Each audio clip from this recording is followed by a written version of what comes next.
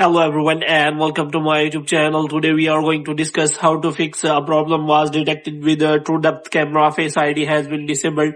For example, if your Face ID has been disabled and there is a reason that your truedepth camera is not working properly.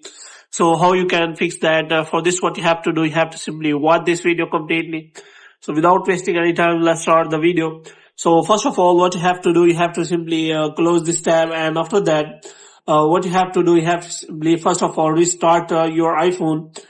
For this what you have to do, you have to simply press and hold the power and volume button, and after that this kind of toggle will appear. So after that you have to simply restart your iPhone, and after restarting your iPhone, what you have to do, you have to simply check whether you are connected to a proper Wi-Fi or internet connection.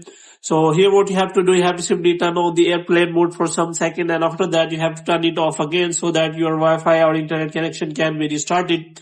And after that what you have to do, you have to simply go to setting, and you have to try your Face ID whether it is now working properly or not. If the problem is still there, then what you have to do, you have to simply clear your front camera to that camera. So which means there is a problem with your true depth camera. So first of all you have to make sure that it is working properly.